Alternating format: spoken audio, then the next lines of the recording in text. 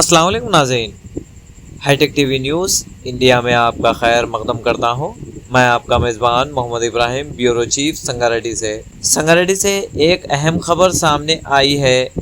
BRS रहनुमा मानेक कृषांक, जो इस वक्त संगारेड्डी सेंट्रल जेल में ज़ेर हिरासत हैं, इनसे पार्टी के वर्किंग प्रेसिडेंट केटीआर ने मुलाकात की। इसके बाद मीडिया से बात करते हुए इन्होंने कांग्रेस हुकूमत पर सख्त तनकीद की। केटीआर ने इल्ज़ाम लगाया कि कृषांक को सिर्फ इसलिए गिरफ्तार किया गया क्योंकि वो हुकूमत में हो रही बदउनवानी पर सवाल उठा रहे थे। इन्होंने कहा कि कृषांक पर 35 मुकदमात दर्ज किए गए हैं और वज़ीर आला रेवंत रेड्डी इस पर खुशी महसूस कर रहे हैं।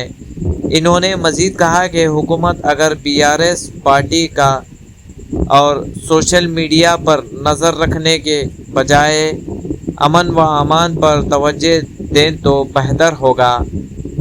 करीमनगर में दिन दहाड़े ज्वेलरी शॉप पर हमले का हवाला देते हुए इन्होंने कहा कि रियासत में कानून व नज़्म की सूरत हाल ख़राब हो चुकी है।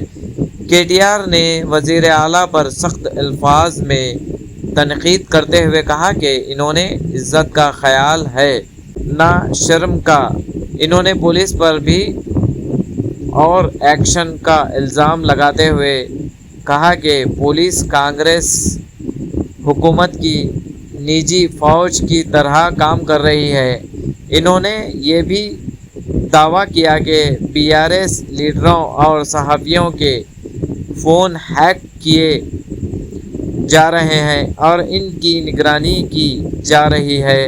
आखिर में इन्होंने वज़ीर आला से मुतालबा किया कि वो अब भी संभल जाएं और रियासती इंतज़ामिया पर तवज्जो दें। आइए अगली खबरों के लिए देखते रहिए hitech TV news India Sangareddy.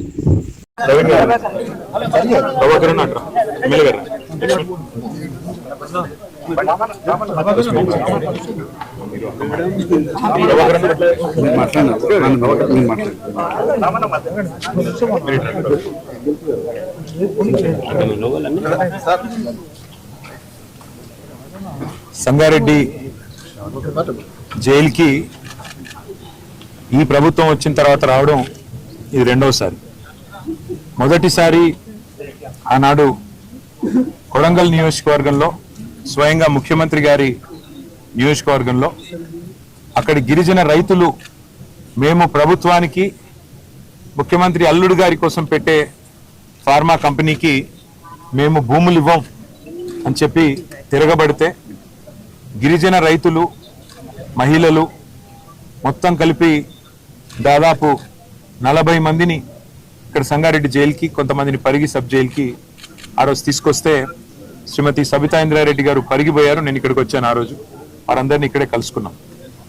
ఈరోజు రెండవసారి ఇక్కడికి రావడం అంటే ఈ ప్రభుత్వం వచ్చినాక ఎట్లా ఉంది పరిస్థితి అంటే, ఇవాళ మా నాయకులు ఎవరు మాట్లాడినా, ఎవరు నోరు విప్పినా, ఎవరు ఈ ప్రభుత్వ అరాచకాల్ని ప్రశ్నించినా, ఎవరు ఈ ప్రభుత్వం చేస్తున్న దోపిడీని బయటికి తీసుకొచ్చే ప్రయత్నం చేసినా వారిని ఇబ్బంది పెట్టడానికి, వారి గొంతు నొక్కడానికి అడ్డమైన కేసులు, పనికిమాలిన వేధింపులు అన్నట్టుగా నడుస్తూ ఉంది.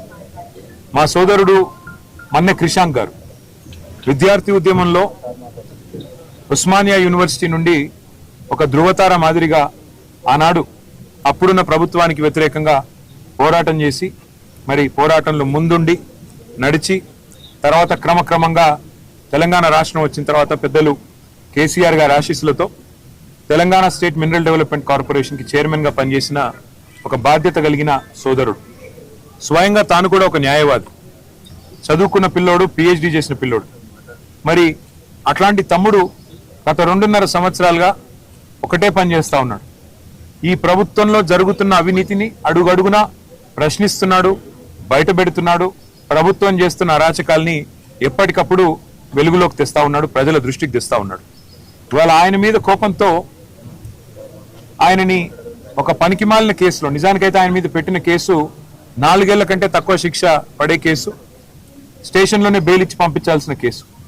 కానీ జైల్లో పెట్టి ఈరోజు 12వ రోజు జైల్లో పెట్టి హ్యాబిచువల్ అఫెండర్ అని, అంటే ఈ అబ్బాయి ఇలాగే క్రమేపీ మరి వరుసగా చేస్తున్నాడు ఈ పని అని చెప్పి కేసులు పెట్టి దాదాపు 35 కేసులు. అవి కూడా ఏం కేసులు?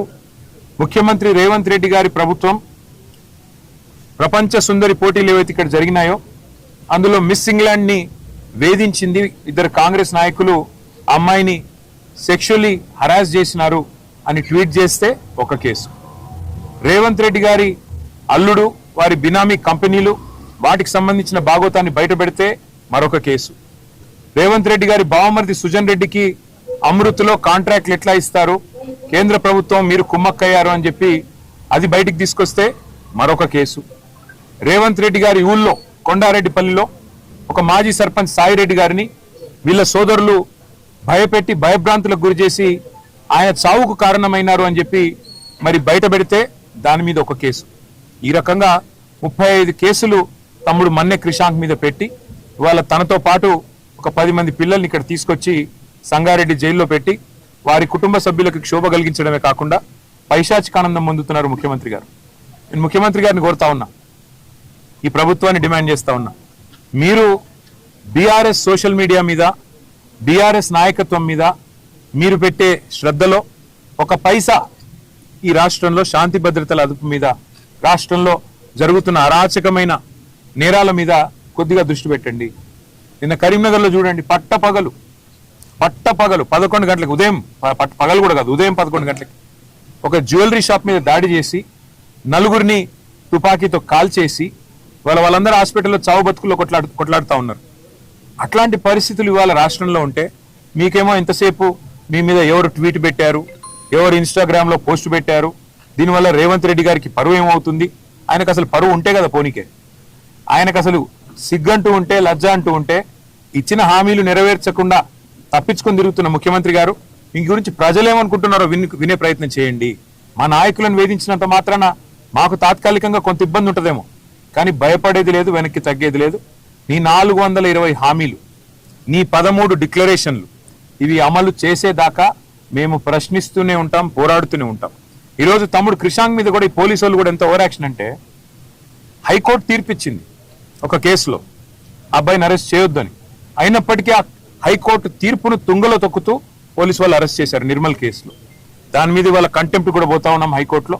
తప్పకుండా ఈ ప్రభుత్వానికి, ఈ రాష్ట్ర పోలీస్ యంత్రాంగానికి నేను చెప్పేది ఒకటే, పోలీస్ యంత్రాంగం కూడా ముఖ్యమంత్రి గారి ప్రైవేట్ ఆర్మీ లాగా పనిచేస్తూ ఉంది. వాళ్ళు మా ఇండ్ల మీదకి వచ్చి మా సీసీ కెమెరాలు హ్యాక్ చేయడం, మా ఫోన్లు ట్యాగ్ చేయడం, బెంగళూరుకి వెళ్ళి ప్రత్యేకంగా 12 మంది హ్యాకర్లను తెచ్చి, మనం ఆర్ఎస్ ప్రవీణ్ కుమార్ గారు వివరంగా చెప్పారు అంత విషయం అంతా, హ్యాకర్లను తెచ్చి మా ముఖ్య నాయకుల ఫోన్లని హ్యాక్ చేయడం, అందులో ఏ రకంగా మరి ఏమేమి ఎవరెవరితో సంభాషిస్తున్నారో తెలుసుకునే ప్రయత్నం చేయడం, జర్నలిస్టులను కూడా ఇబ్బంది పెట్టడం, భయపెట్టడం, జైళ్లలో పెట్టడం, వారి ఫోన్లను కూడా ఇవాళ అబ్జర్వేషన్లో పెట్టడం. ఇవాళ ఈ రాష్ట్రంలో జరుగుతున్న ఈ అరాచక పర్వం ఏదైతే ఉందో దీనికి భయపడే ప్రసక్తే లేదు. ముఖ్యమంత్రి గారికి నేను చెప్పేది, రేవంత్ రెడ్డికి ఇంతకింత చెల్లించుకుంటావు, ఇంతకింత నువ్వే బాధపడే రోజు వస్తుంది. ఈ హ్యాకింగ్లు, ఈ ట్యాపింగ్లు, ఈ డ్రామాలు, జైళ్లు ఇవి బంద్ పెట్టి పరిపాలన మీద దృష్టి పెట్టు. రైతులు అల్లాడిపోతున్నారు, వాళ్ళని చూడు. రాష్ట్రంలో అరాచక పర్వం జరుగుతా ఉన్నది, నేరం పెరిగిపోతా ఉంది, దాన్ని చూడు. నువ్వే హోంమంత్రివి, మరి ఆ పని చేయకుండా ఇవాళ ఈ పని ఏదైతే చేస్తా ఉన్నావో మమ్మల్ని వేధించే పని, దీనికి తప్పకుండా మూల్యం చెల్లించుకుంటారని చెప్తూ క్రిషాంక్, అదేవిధంగా రాష్ట్ర వ్యాప్తంగా మా పార్టీ కోసం ప్రపంచవ్యాప్తంగా పనిచేస్తున్న మా సోషల్ మీడియా వారియర్స్ ఎవరైతే ఉన్నారో వారికి నేను శిరస్సు వంచి వారికి నమస్కారం తెలియజేసుకుంటూ, ఎవరు కూడా అధైర్యపడవద్దు. మీకు ఏది జరిగినా బీఆర్ఎస్ లీగల్ సెల్ మీతో ఉంటుంది. ఆర్ఎస్ ప్రవీణ్ కుమార్ లాంటి మాజీ ఐపీఎస్ అధికారులు మనతో ఉన్నారు, నిష్ణాతులు ఉన్నారు, న్యాయం ఉంది, ధర్మం ఉంది ఈ దేశంలో, పైన దేవుడు ఉన్నాడు. తప్పకుండా మన పోరాటం ఫలిస్తుంది, మీరు ధైర్యంగా ఉండాలని చెప్పి కూడా కోరుతూ, సహకరించిన మీడియాకు కూడా ప్రత్యేకంగా ఇట్లాంటి నేరాలు, ఘోరాలు, అట్లాగే ఈ ప్రభుత్వం చేస్తున్న అన్యాయం, ప్రభుత్వం చేస్తున్న వివక్ష, ఇవన్నిటిని బయట పెడుతున్న మీడియాకు కూడా ప్రత్యేకంగా నమస్కారాలు తెలియజేసుకుంటూ మీ అందరికీ ధన్యవాదాలు. Thank you.